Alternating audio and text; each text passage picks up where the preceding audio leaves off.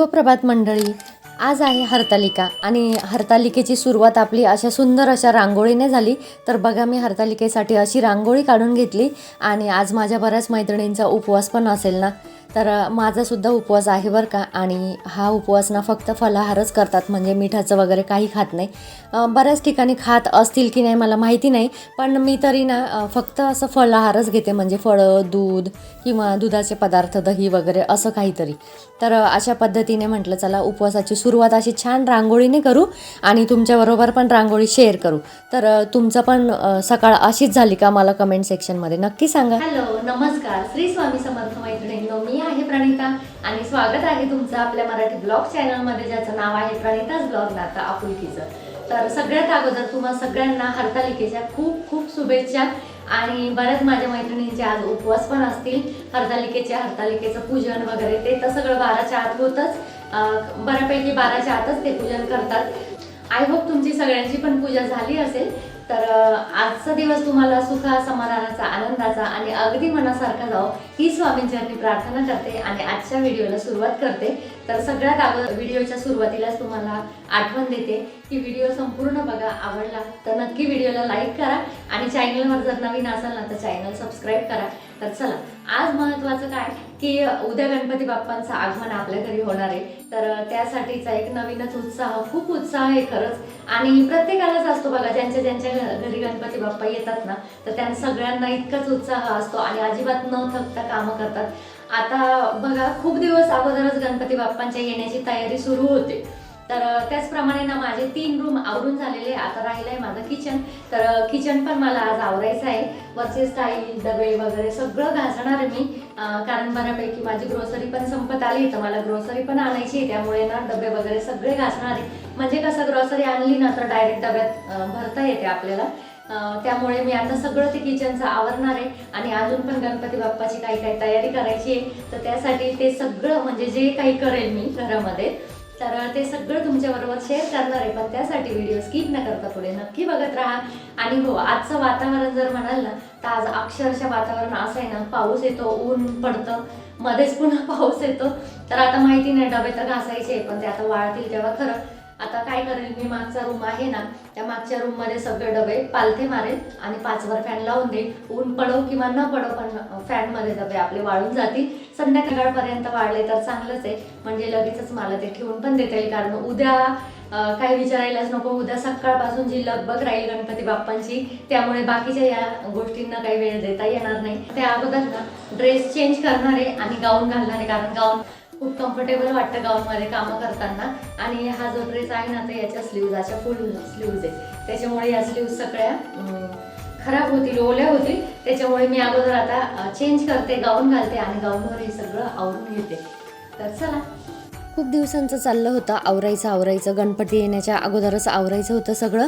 पण बघा, मध्येच आम्हाला ना सुतक पण होतं आणि त्यामुळे ना थोडंसं आवरायचं डिले झालं. आता गणपती बाप्पा येण्याची वेळ झाली, म्हणजे अगदी 1 दिवसावर गणपती बाप्पांचं आगमन राहिलं. आणि तेव्हा म्हणजे 3 रूम तर माझे आवरूनच झाले होते, जसं तुम्हाला मी अगोदर पण सांगितलं सुरुवातीलाच. तर त्यामुळे किचन राहिलं. आणि तुम्हाला तर माहितीच आहे की सगळ्यात महत्त्वाचं आणि सगळ्यात जास्त वेळ खाणारं काही असेल ना तर ते किचन असतं आवरण्याच्या बाबतीमध्ये. तरी पण आता मी ना सगळं डिटेल नाही काढणार आहे, म्हणजे ज्या ट्रॉल्या वगैरे ज्या आहेत ना ते सगळं एवढं काही काढणार नाही आहे. ट्रॉल्यांमधलं मी काय केलं आहे, जसं जमेल तसं ना एक ट्रॉली काढून आणि रात्री घासून ठेवायचे, कारण पाऊस पण चालू आहे बाहेर. आणि भांडी पालथी मारून ठेवली रात्री घासून की सकाळपर्यंत ना, सकाळी उठोपर्यंत सगळी भांडी कोरडी झालेली असायची. आणि सकाळी तीच ट्रॉली भरून, म्हणजे त्याच ट्रॉलीमध्ये भरून आणि ट्रॉली लावून द्यायची. असं थोडंसं शॉर्टकट काम केलं, कारण ना जेव्हा ऊन वगैरे असतं ना तर तेव्हा बरं वाटतं. सगळी भांडी घासून छान अशी पालथी मारता येतात, कडकडीत वाळतात सुद्धा आपली भांडी. आणि दिवसभर पूर्ण पसारा काढून बसण्यापेक्षा ना जरा हे झटपट पण आवडतं, कारण आपली रोजची जेवढी भांडी असतात ना स्वयंपाकाची वगैरे, तेवढीच एका ट्रॉलीची मिनिमम भांडी असतात. त्याच्यामुळे घासायला पण जड नाही जात. आणि खूप आवरायला काढलं ना, मग पावसाचे दिवस कसे असतात ना, ऊन नसतं, काही नसतं, गारठ्याने परत आजारपण येण्यापेक्षा ना थोडं केलं ना तर मग टेन्शन नाही राहत. भांडी पण आपली आवरतात आणि त्यानंतर पसारा पण होत नाही जास्त. पण आता हे डब्यांचं कसं होतं ना, डबे सगळे काढावेच लागतात, एकदाच काढावे लागतात. लागतात. आता एक एक एक एक जर काढत बसलं ना तर मग खूपच वेळ जाईल आणि गणपती बाप्पा यायला एकच दिवस राहिला आहे. त्याच्यामुळे मी म्हटलं चला आज हे सगळे डबे करून घेऊ. आणि कडप्प्याची रॅक जी आहे ना माझी ती आवरायची राहिलेली आहे, ती मी पुसून वगैरे सगळं घेतलं, डबे सगळे खाली काढून, पण ते डबे घासायचे राहिलेले आहे ना माझे. तर मी म्हटलं आता अगोदर बाप्पाच्या आगमनाची तयारी करू हे डबे झाल्यानंतर, आणि नंतर ती कडप्प्यांची रॅक आहे ना ती आवरू. तर मी आता अगोदर हे जेवढे किचनवर होते ना माझे, म्हणजे आता तुम्ही बघितलंच असेल किचनवर जे डिस्प्लेला दिसत होते ना डबे, ते सगळे डबे काढून घेतले, कारण मला बऱ्यापैकी ग्रॉसरी पण आणायची होती. आणि सगळे डबे आता घासून स्वच्छ पालथे मारून ठेवते आणि बेडरूममध्ये पालथे मारून आणि 5वर फॅन लावून देते, म्हणजे सगळे डबे कसे सुकून राहतील. आणि फार फार तर ना प्लास्टिकच्या डब्यांना काही एवढी उष्णता किंवा गरम वातावरण पाहिजे असं काही नाही. निथरले आणि आपण कोरड्या कपड्याने जरी स्वच्छ केले ना तर त्याला डाग वगैरे असं काही नाही पडत.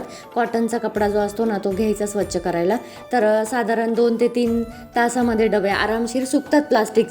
प्लास्टिकच्या डब्यांना नाही एवढं, पण स्टीलच्या डब्यांना कसं होतं ना कपड्याने वगैरे पुसले ना तर डाग लागतात, त्याच्यामुळे स्टीलच्या डब्यांचं थोडं टेन्शनच असतं. म्हणून म्हटलं स्टीलच्या डब्यांना थोडं ऊन पडलं की मग घासू. आता सध्या तर प्लास्टिकच्या डब्यांचं ह्या सगळ्या ग्रॉसरी पण मला भरायची होती, तर त्याच्यामुळे ना ते सगळे डबे स्वच्छ केले, कारण मला किचन धुवायचं होतं. त्याच्यामुळे ना किचनवरचं सगळंच काढलेलं होतं मी. म्हणजे आता हे डबे तुम्ही बघितलंच असेल वरती गॅसच्या वरतीच असतात, त्याच्यामुळे ना त्याच्यावर सगळं पाणी जातं स्टाईल धुताना, म्हणून मग ते असेही काढणारच होते. म्हटलं आणायचे काढणारच आहोत तर मग घासून पण घ्या लगे हात. आणि फार काही डबे नाही येते, 10-12 डबे असतील आणि बरण्या आहेत, काही मसाला मिरची भरलेल्या त्या बरण्या आहेत. तर एवढंच आहे, त्याच्यामुळे एवढं काही टेन्शन येत नाही ना हे घासण्याचं. रोजची आपली भांडी जेवढी असतात ना तेवढाच वेळ ह्या डब्यांना लागतो.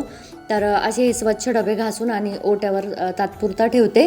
आणि त्यानंतर ना मी आता गरम पाणी करायला ठेवलं आहे एक साईडला, कारण जी जाळी असते बघा खिडकीची जाळी, तर तिथे आपण फोडणी वगैरे देतो ना तर त्याचं सगळं तेलकट वगैरे बसतं, त्याच्यामुळे ती जाळी थोडीशी अशी तेलकट होते. त्याच्यामुळे ना जर गरम पाणी टाकलं ना त्याच्यावर तर पटकन त्याचं चिकटपणा निघून जातो. आणि घासली ना फक्त एक साबणाचा हात फिरवला ना तर लगेच पटकन जाळी पण आपली स्वच्छ होते. आता तुम्हाला दिसेलच, मी जेव्हा घासेल ना तेव्हा मी तुम्हाला सगळं दाखवेलच की घासल्यानंतर किती स्वच्छ दिसते ती जाळी. आणि हो, हे सगळं घासण्यासाठी मी ना लिक्विड वापरणार आहे, ते म्हणजे वॉशिंग मशीनचं जे सर्फ एक्सेलचं लिक्विड आहे ना, तर तेच लिक्विड मी थोडंसं एका टबमध्ये घेऊन आणि तेच वापरणार आहे. आता माझे सगळे डबे घासून झाले. मी इथे बेडरूममध्येच ना मागच्या सतरंजी टाकते, कॉटनची सतरंजी, म्हणजे कसं पाणी पण ॲब्झॉर्ब होतं ना त्याच्यामुळे. आता ती सतरंजी टाकून आणि त्याच्यावर सगळे डबे व्यवस्थित पालथे ठेवते आणि 5वर फॅन लावून देते. थंडी खूप वाजते, तुम्ही म्हणाल ना तर घरामध्ये फरशीवर पाय देताना सुद्धा असं वाटतं ना का खूप गारवा आहे. पण काय करणार, काम आहे आणि कामं तर करावीच लागणार आहे, काम तर सोडता येणार नाही. त्याच्यामुळे आता ना अगोदर हे डबे वगैरे सगळं घासून घेते आणि त्यानंतर मस्त सगळं आवरलं ना की गरमागरम चहा पिणार मी, म्हणजे थंडी जाईल. आता हे सगळे डबे ठेवून देते पालथे मारून. आणि तुम्ही बघितलंच असेल काही विशेष एवढे डबे नाही, 10 ते 12 डबे आहेत. आणि त्यानंतर गॅसच्या जाळ्या वगैरे ज्या आहेत ना म्हणजे शेगडीच्या, तर त्या सगळ्या मी घासून घेतल्या लगे हात.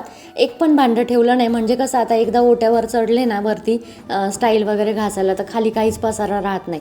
आणि फरशीवर जे आहे ना ते मी मोठं बेडशीट टाकते, म्हणजे फरशीवर पाणी पडल्यावर ना ते इकडे तिकडे उडत नाही, जागेवरच ॲब्झॉर्ब होतं. त्याच्यामुळे मी खाली अशा बेडशीट टाकून ठेवते फरशीवर. असं होतं ना की खूप इकडे तिकडे पाणी उडालं ना तर खूप सगळं, म्हणजे खालच्या ज्या ट्रॉल्या आहेत ना त्या पण सगळ्या पुसाव्या लागतात आणि त्या पुसलेल्या आहेत मी. त्याच्यामुळे ना माझं काम वाढू नये याच्याकडे जास्त लक्ष होतं माझं, कारण हे डबे वगैरे आवरूपर्यंत पुन्हा उद्याच्या गणपती बाप्पांच्या आगमनाची तयारी पण करायची होती. अजून आमचं डेकोरेशन वगैरे सगळं बाकी होतं. गणपती बाप्पांची बुकिंग झालेली होती, गणपती बाप्पा बुक करून आले होते मी 2 दिवस अगोदरच. तो काही व्हिडिओ शूट नाही केला, कारण ना तुम्हाला म्हटलं तसं सुतक वगैरे होतं, त्याच्यामुळे ना सुतकामध्ये काही गणपती वगैरे बुक करायला जाता येत नव्हतं. तर मध्ये 1-2 दिवस मिळाले, म्हटलं चला पटकन चांगल्या मूर्त्या निघून जातात ना, मग त्याच्यामुळे मग गणपती बाप्पांची बुकिंग पहिले करून येऊ म्हटलं. आणि काही फार लांब पण नाही गेले, अगदी घराच्या जवळच दुकान आहेत, म्हणजे घराच्या जवळ भरपूर आमचे स्टॉल लागले आहेत गणपती बाप्पांचे. तर तिथेच मी बुक केलं गणपती बाप्पा, कारण जवळच्या जवळ आणायला पण सोपं पडतं. आणि गावामध्ये म्हणाल ना तर प्रचंड अशी गर्दी असते, गाडी हलायला तयार नसते, त्यात पाऊस जर असला तर मग तर काही विचारायलाच नको. आणि मागच्या वर्षीचं तुम्हाला आठवतं आहे की माहीत नाही मला, पण मागच्या वर्षी बघा गणपती बाप्पांना अक्षरशः वरतून आपण प्लास्टिकची पिशवी टाकून आणलं होतं. कारण पाऊस चालू होता त्याच्यामुळे. तर नसेल बघितला ना मागचा व्हिडिओ तर नक्की बघा, मी या व्हिडिओच्या खाली डिस्क्रिप्शनमध्ये त्याची लिंक देईल, तर तो पण व्हिडिओ नक्की बघा तुम्ही.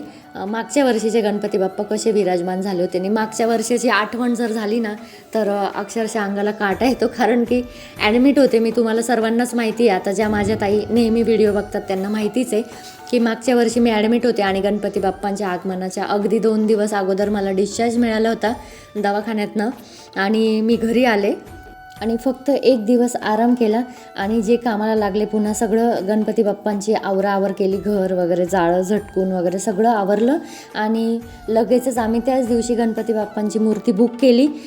पावसातच भरपूर असं पाऊस होता मागच्या वर्षी आणि पावसातच गणपती बाप्पांची मूर्ती बुक करायला गेलो. मूर्ती बुक केल्यानंतर लगेच घरी येऊन पुन्हा डेकोरेशन वगैरे केलं आणि लगेच दुसऱ्या दिवशी गणपती बाप्पांचं आगमन झालं. तर अशा प्रकारे मागच्या वर्षी पण खूप धावपळ होती आणि आता यावर्षी पण म्हणजे धावपळ कमी आहे यावर्षी, एवढी काही धावपळ नाही आहे. त्या मानाने असं निश्चिंत आवरलं आहे, कारण की सुतकाचं असं पण आवरायचंच होतं घरात, त्याच्यामुळे मग आवरले पण गेलं. आणि त्यानंतर बघा आता हे डबे वगैरे जे राहिले होते ते पण आता तुमच्यासमोर बोलता बोलता झालेच डबे पण. तर इथे आता माझे डबे वगैरे सगळे झाल्यानंतर ना मी ते पालथे मारले आणि वरतून सगळ्या स्टाईलना घासून काढल्या. अगोदर पाणी मारलं आणि त्यानंतर वॉशिंग मशीनचं लिक्विड जे आहे ना त्या लिक्विडने सगळं स्वच्छ घासून काढलं आणि ते लिक्विड खूप छान आहे बरं का. जर म्हणजे असं स्वच्छ निघण्यासाठी ना खूप सुंदर आहे. एवढंच की फेस खूप होतो त्याचा. दरवेळेस तर मी हे सगळं स्वच्छ करण्यासाठी विमचं लिक्विड वापरते, तुम्हाला तर माहितीच आहे, मी बऱ्याचदा शेअर पण केलं आहे आणि खूप सुंदर आहे बरं का ते विमचं लिक्विडसुद्धा. एकदम चकाचक सगळं निघतं त्याच्याने. आणि आत्ता माझं काय झालं ना, ते विमचं लिक्विड संपलेलं आहे. जसं तुम्हाला मी मगाशीच म्हटले माझी बऱ्यापैकी ग्रॉसरी संपलेली आहे, तर विमचं लिक्विडसुद्धा संपलं आणि त्यामुळे मी आता म्हटलं चला मशीनच्या लिक्विडने घासू. मशीनच्या लिक्विडने सुद्धा इतकं सुंदर निघतं, पण चकाचक म्हणजे आपल्या जेव्हा व्हाईट स्टाईल असतात ना तर त्याच्याने घासल्यानंतर एकदम चकाचक करतं स्टाईल. आणि अगोदर मी खिडकी घासून घेतली, खिडकी घासून पूर्ण पॅक केली आणि त्यानंतर वरच्या स्टाईल घासल्या, जेणेकरून ना खाली पण पाणी नाही जाणार, कारण खाली पण लोक राहतात त्याच्यामुळे मग कोणी सहन करतं कोणी नाही करत, त्याच्यामुळे एवढं काही म्हणजे खाली पाणी नाही जाऊ दिलं. अगोदर खिडकी धुतली आणि त्यानंतर वरच्या स्टाईल धुतल्या, कारण स्टाईल धुवायला भरपूर पाणी लागतं ना, त्यामुळे खिडकी जर पॅक केली ना तर खाली पाणी वगैरे जाण्याचं टेन्शन नसतं. तर अशा प्रकारे माझ्या सगळ्या स्टाईल वगैरे घासून झाल्या आणि या ज्या डबे ठेवायच्या काचा आहेत ना त्या पण मी घासून घेणार आहे. आणि तुम्ही बघू शकता असं नळीने धुते म्हणजे ना मोकळं धुतलं जातं. एरवी काय होतं ना, एरवी आपण फक्त पुसतो म्हणजे एकदा साबणाच्या पाण्याने किंवा लिक्विडच्या पाण्याने पुसतो आणि चांगल्या पाण्याने पुसून घेतो, पण त्यापेक्षा एकदा वर्षातून एकदा दोनदा जर धुतलं ना तर काहीच नाही. आता मी दिवाळीच्या वेळेस स्टाईल धुतल्या होत्या, त्यानंतर धुतलेच नाही, वरचेवर पुसतच गेले आणि खिडकीवर पण ना बरेचसे डाग वगैरे पडले होते. तर म्हटलं चला आता पुसण्यापेक्षा ना धुतलेलंच बरं. आणि इथे धुतल्यानंतर ना त्याची चकाकी जी असते ना ती पुसल्यापेक्षा जास्त येते बरं का, म्हणून ना मला धुतल्याचं जास्त समाधान राहतं. तर नळी लावूनच मी धुतली, कारण खालून पाणी पुन्हा वरती किती वेळा हे करायचं ना, म्हणून मग नळी लावली आणि बारीक नळीने छान असं धुवून काढलं स्वच्छ. या साईडच्या काचा वगैरे सगळं असं त्या लिक्विडनेच घासलं आणि झटपट निघतं पण लिक्विडने, जास्त जोर लावण्याची काही गरज नाही पडत. आणि या ज्या काचा आहे ना याला फार मऊ घासणी वापरायची, म्हणजे जसं स्पंजची घासणी असते ना ती, तर तीच घासणी घ्यायची, कारण त्याला सरे वगैरे पडले ना तर परत त्याच्यामध्ये तेलकट सगळं किचनमध्ये आहे ना, तर किचनमध्ये कसं फोडणी वगैरे दिल्यानंतर सगळं तेलकट वरती जातं. तर आता माझ्या घरात तर चिमणी वगैरे काही नाही त्याच्यामुळे. तर आता हे सगळं माझं घासून वगैरे झालं. गॅससुद्धा मी घासून घेतला, सगळं स्वच्छ झालं. आता गॅस नाही का कॉटनच्या कपड्याने कोरडा करते आणि तुम्हाला पूर्ण किचनचा व्ह्यू पण दाखवते. या शेगड्या वगैरे सगळं घासून झालं होतं, जसं तुम्ही मगाशी बघितलंच होतं. तर आता हे सगळं घासल्यानंतर इतकं चकाचक आणि सुंदर दिसतं आहे ना. आणि एवढं सगळं आवरल्यानंतर असं वाटतं ना काहीच काढू नये, भांडी काढू नये आणि चहासुद्धा ठेवू नये आणि ना फोडणी द्यावा कशाला, कारण की परत सगळं खराब होतं त्याच्यामुळे. तर असं वाटतं हे स्वच्छ आहे ना तर स्वच्छच राहिलं पाहिजे, असंच राहिलं पाहिजे. असं एरवी तर आपण ओटा वगैरे सगळं स्वच्छ करतच राहतो, पण वरतून स्टाईल काय असं नेहमी घासले नाही जात ना, ते कधीतरीच घासले जातात दिवाळी किंवा कुठलं सण वगैरे असं असलं तर. आता हे सगळं एकदा जर स्टाईल घासल्या ना वरून, आता हे आम्ही सगळ्या दिवाळीत किंवा नवरात्रीतच काढेल. आपल्या खालच्या स्टाईल ज्या असतात म्हणजे जेवढ्या आपल्या हाईटपुरता आहे, खिडकीपुरता आहे ना, तेवढ्या नेहमीच म्हणजे रोजच घासल्या जातात. कारण गॅस वगैरे पुसताना आपण स्टाईलवरनं पण कपडा फिरवतच असतो, पण वरती चढून सगळं स्वच्छ घासणं ना असं एरवी होत नाही. त्याच्यामुळे असं वाटतं ना, हे जे स्वच्छ आहे ना ते स्वच्छच राहिलं पाहिजे, त्याच्यावर काही करायला नको, म्हणजे घाणच व्हायला नको. पण असं कुठे होतं का मैत्रिणींनो? आता आपल्याला बघा हे एवढं स्वच्छ केलं आणि पुन्हा आपल्याला स्वयंपाक वगैरे करायचा, पुन्हा सगळा पसारा होणार. आता संध्याकाळची वेळ होत आली आहे, म्हणजे जवळजवळ आता 4 वाजले आहेत मला हे सगळं आवरोपर्यंत. आणि आता पुन्हा स्वयंपाकाची म्हणजे चहाची वगैरे तयारी होणार, स्वयंपाकाची तयारी होणार. त्यानंतर आता आधी साक्षी येतील, त्यांना काहीतरी नाश्ता वगैरे करून द्यावा लागेल, कारण टिफिन घेऊन जातात ना, तर येऊपर्यंत भुकेले होतात आणि आल्यानंतर पुन्हा त्यांना थोडंसं लाईट काहीतरी ना खायला दिलं ना तर जेवणाच्या वेळेपर्यंत बरोबर राहता. आणि कसं आहे ना, चहाच्या टायमाला म्हणजे असं थोडंसं काहीतरी लाईट खाण्याची सवयच पडली आहे, त्याच्यामुळे चहाबरोबर थोडाफार नाश्ता हा केलाच जातो. आणि आता बघा एवढं सगळं स्वच्छ केल्यानंतर मी या काचा ज्या आहेत ना त्या कॉटनच्या कपड्याने सगळ्या स्वच्छ पुसून घेतल्या आणि पांढराच कपडा घेतला ते पुसायला, कारण ना एकदम असा मऊसूत कपडा जो आहे ना तो मी याच्यासाठीच ठेवला आहे, खास असं काचा वगैरे पुसायला किंवा भांडी वगैरे पुसण्यासाठी. तर बघा आता एकंदरीतच मी तुम्हाला सगळ्या किचनचा व्ह्यू दाखवते एकदा. वरच्या स्टाईलपासनं तर खालपर्यंत ओट्यापर्यंत अगदी सगळं स्वच्छ दिसतं आहे ना, आणि एकदम चकचक असं करतं आहे, तर छान वाटतं. आणि बघा किचन जर स्वच्छ असलं ना तर आपल्या गृहिणींना एक वेगळाच उत्साह येतो, कारण की आपला ऑलमोस्ट टाईम किचनमध्येच जात असतो आणि किचन म्हणजेच आपलं सर्वस्व असतं. आपल्या गृहिणींचं विश्व जर म्हटलं ना तर किचनच असतं, कारण की इथूनच आपण सगळ्यांची मनं जिंकू शकतो. तर छान असा किचन दिसतोय आणि एवढा फ्रेश किचन असल्यावर ना खूप छान वाटतं, काम करायला पण एक नवीन उत्साह येतो. आणि हे बघा इथे मी सगळे हे डबे वगैरे पालथे घातले आहेत आणि अगदी 5वर फॅन लावला आहे, म्हणजे डबे आता आरामशीर सुकतील. Many hours later. आता ही वेळ आहे ती संध्याकाळी 8 वाजेची, म्हणजेच रात्री 8 वाजेची, कारण की हे सगळं आवरोपर्यंत हे दोघं कॉलेजहून आले. त्याच्यानंतर थोडेसे कॉर्न फ्राय केले, मस्त टॉमॅटो कांदा वगैरे टाकून, कोथिंबीर थोडीशी टाकून, इतके छान लागतात कॉर्न. ते सगळं आम्ही नाश्ता वगैरे केला, चहा केला, मस्त चहा वगैरे पिऊन झालं. आणि त्यानंतर यांना थोडंसं सामानाची हलवाहलव करायची होती ना डेकोरेशनसाठी, ती करू लागले, म्हणजे टेबल वगैरे असं. आणि त्यानंतर लगेच मी मसाले भाताच्या तयारीला लागले. तर इथे बघू शकता तुम्ही मसाले भातासाठीचं प्रिपरेशन. डाळ तांदूळ धुवून ठेवले, डाळ म्हणजे अख्खे मसूर आहे त्याच्यामध्ये. त्यानंतर कोथिंबीर, टोमॅटो, कांदा कापून ठेवला. इकडे माझ्याकडे बीन्स होते आणि गाजर होते, तर ते गाजर आणि बीन्स पण कापून ठेवले. त्यानंतर मी याच्यामध्ये सोयाबीन पण टाकणार आहे. मसाले भात म्हटलं ना तर मसाले भातामध्ये जेवढे आपण भाज्या टाकू ना तेवढं कमीच आहे. एकदम छान लागतो मसाले भात जेवढ्या जास्त भाज्या असतील त्याच्यामध्ये. म्हणजे बघा आपण भंडारा वगैरेचा भात खातो ना, किती छान लागतो ना. मला तर खूप आवडतो भंडाऱ्याचा भात. तर तुम्हाला आवडतो का? तशाच पद्धतीचा मी आज मसाले भात करणार आहे. तर त्यासाठी ना इथे मी कुकरमध्ये तेल टाकलं आणि सगळ्या भाज्या वगैरे परतून घेते त्याच्यामध्ये. आणि ते कॉर्न वगैरे खाल्लं होतं त्याच्यामुळे थोडीशी भूक पण कमीच होती. आणि आज ना खूप सारं काम आवरायचं होतं, कारण की हे डबे वगैरे सगळं आवरून ठेवायचं होतं आजच. म्हणजे जे घासलेले डबे आहेत ना ते सगळे आत्ताच रात्री भरून ठेवायचे होते मला, कारण ना सकाळी कशालाच वेळ मिळणार नाही. गणपती बाप्पांचं आगमन म्हटल्यानंतर त्यांच्या पूजेची तयारी वगैरे सगळं करायचं, नैवेद्याचं तयारी करायची, त्यामुळे ना. आणि मोदकसुद्धा करायचे होते आणि मोदक करायला भरपूर वेळ लागतो, त्याच्यामुळे म्हटलं आत्ता ना सगळं आवरून आणि मगच झोपू. 12 वाजले तरी चालेल, 1 वाजला तरी चालेल, पण आत्ताच सगळं आवरायचं आणि मगच झोपायचं होतं. तर त्यासाठी ना हे सोपं पडतं मसाले भात वगैरे. आणि त्याच्याबरोबर ना मी कढी करणार आहे. खूप छान कॉम्बिनेशन लागतं बरं का, कढी आणि मसाले भात. तर यासाठी मी सगळे भाज्या परतून घेतल्या आणि त्यामध्ये आपले बेसिक मसाले टाकले. आता हे ना मी एरवी दळूनच टाकते, म्हणजे मसाले जे आहे ना ते आलं वगैरे दळते ना त्याच्यातच टाकते. पण आज माझ्याकडे आलंसुद्धा नव्हतं. यांना 2 दिवसापासून सांगते, आलं त्यांच्या काही लक्षात राहत नाही, त्यांनी काही आलं आणलं नव्हतं. तर मी बिना आल्याचाच मसाले भात करते, जे असेल अवेलेबल त्याच्यात आपण साजरं करायचं. तर छान असं हे सगळं परतून घेतलं आणि त्यानंतर त्याच्यामध्ये चवीनुसार मीठ टाकून पाणी टाकलं आणि सोयाबीनसुद्धा धुवून टाकले बरं का.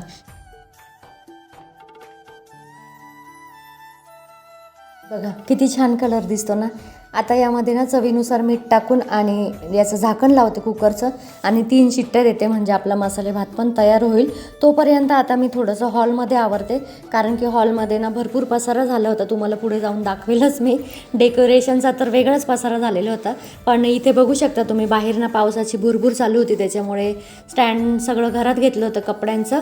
तर ते सगळे कपडे वगैरे जे सुकले आहेत ना त्याच्या लगेच घड्या वगैरे घालून ठेवते. भांडी बघू शकता तुम्ही एक साईडला.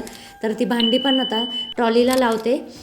जी रोजची जेवणाची होती, म्हणजे संध्याकाळचं वगैरे जेवणाची होती ना, तीच भांडी होती. आणि त्यानंतर आता यांचं दोघांचं डेकोरेशन तर चाललेलं आहे. तर या दोघांनी ना यावेळेस अशी ऑरेंज आणि येल्लो अशी थीम बनवली होती. तर मागचं पण डेकोरेशन त्यांनी घरीच केलं होतं, तुम्ही बघितलंच असेल मागचा व्हिडिओ. तर मागच्या वर्षीचा बरं का, मागच्या वर्षीच्या व्हिडिओमध्ये ना जे डेकोरेशन केलं होतं ना त्यातला एक पार्ट बघा. मी आधीच्या बाजूला तुम्हाला दरवाजाला पण दिसत असेल आणि तिथे चिकटवून दिला आहे मी तो. तेवढीच आठवण राहते ना आपल्याला. तर यावेळेस यांनी घरातच असलेले जे आपले आर्टिफिशियल माळी आहेत ना, तर त्या माळींपासूनच हे डेकोरेशन तयार केलं आणि त्यांच्याच मनाने केलं. मी त्याच्यात काहीही सहभाग घेतला नाही बरं का. फक्त मी त्यांना वरती काय लागतं ना तर ते सगळं आणून देत होते. आणि या सगळ्या माळी वगैरे म्हणजे कुठलंही डेकोरेशन असो, मी ते काय करते ना, गणपती विसर्जन झालं ना की सगळं डब्यामध्ये व्यवस्थित भरून ठेवते आणि त्या डब्यांवरनं नावं टाकून ठेवते, म्हणजे लेबल लावून ठेवते आणि त्या लेबलवर लिहून ठेवते की कशामध्ये काय ठेवलेलं आहे, म्हणजे ना पुढच्या वेळेस ना आठवणीने तेच काढता येतं. आता या आर्टिफिशियल माळा ज्या आहे ना त्या आपल्याला दसऱ्याला पण लागतात, दिवाळीला सुद्धा लागतात. त्यामुळे त्या सगळ्या तर ही गुलाबी जी बकेट दिसते ना तुम्हाला त्याच्यातच असतं. आणि पसारा बघू शकता तुम्ही. जसं डेकोरेशन करायला सुरुवात केली ना तसा सगळा डेकोरेशनचा पसारा म्हणजे लॅपटॉपवरचे अर्धे डबे खाली आले आहेत. 2 hours later. आत्ता जवळजवळ 2 तासानंतर तुम्हाला पुन्हा भेटते आहे.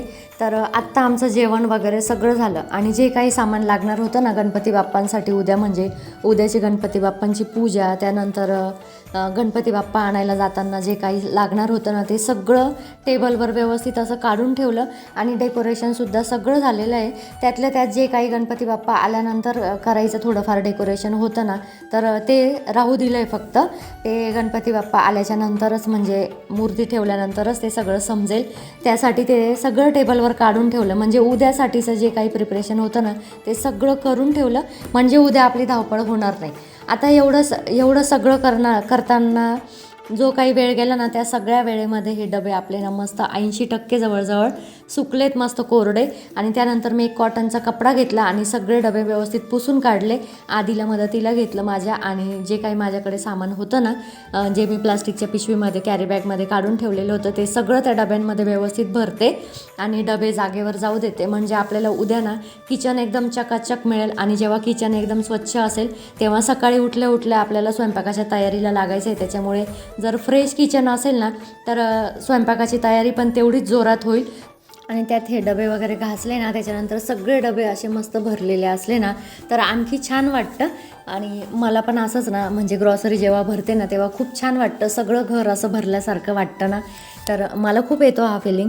तर तुम्हाला पण असंच वाटतं का? आता मी या सगळ्या वस्तू बघा सगळ्या डब्यांमध्ये भरल्या आणि या डब्यांना लेबल पण लावणार आहे बरं का मी आता. म्हणजे जेव्हा मुलांना काही बनवायचं असतं ना तर त्यांचा डाळींमध्ये गोंधळ नाही होत, नाही तर त्यांना कोणती डाळ आहे हेच ओळखायला येत नाही. त्यामुळे ना लेबल लावून ठेवले ना तर मग बरोबर त्यांना हवी तीच डाळ घेता येत. नाहीतर काही बनवताना ना सारखे विचारत असतात मग ती पिवळी डाळ कशाची, लाल डाळ कशाची. आणि पिवळ्या डाळींमध्ये पण 2 प्रकार, मुगाची आणि तुरीची, त्याच्यामुळे त्यांचं कन्फ्युजन होतं. त्याच्यामुळे ना याच्यावर लेबल लावलेले कधीही चांगलं. तसे तर डबे ट्रान्सपरंट आहे पण फक्त डाळी ओळखायला येण्यासाठी मी त्याच्यावर लेबल लावणार आहे. साक्षीला बऱ्यापैकी सगळ्या डाळी ओळखता येतात, पण आधीचं कन्फ्युजन होतं. आधीला हरभऱ्याची, तुरीची आणि मुगाची डाळ याच्यामध्ये खूप कन्फ्युजन होतं, त्याच्यामुळे हे लेबल लावावे लागतात मला. तर चला एक साईडचे डबे ठेवून झाले आणि आता या मसाला मिरचीच्या बरण्या ज्या आहेत ना त्या पण ठेवते. आता हे सगळे डबे जागेवर जाऊ देते, पण तत्पूर्वी इथेच माझ्या व्हिडिओचा एंड करते. व्हिडिओ जर आवडला असेल तर व्हिडिओला लाईक नक्की करा. आणि हो, ज्या ताई नव्याने चॅनल बघत असतील आणि व्हिडिओ जर आवडत असतील ना तर नक्की आपलं चॅनल सबस्क्राईब करा आणि बेल आयकॉनचं बटन दाबायला विसरू नका, कारण की तुम्ही बेल आयकॉनचं बटन दाबल्यावरच मी इथून अपलोड केलेल्या व्हिडिओचं तुम्हाला नोटिफिकेशन येईल आणि तुम्ही लगेच माझे व्हिडिओ बघाल. तर चला बाय आणि श्री स्वामी समर्थ.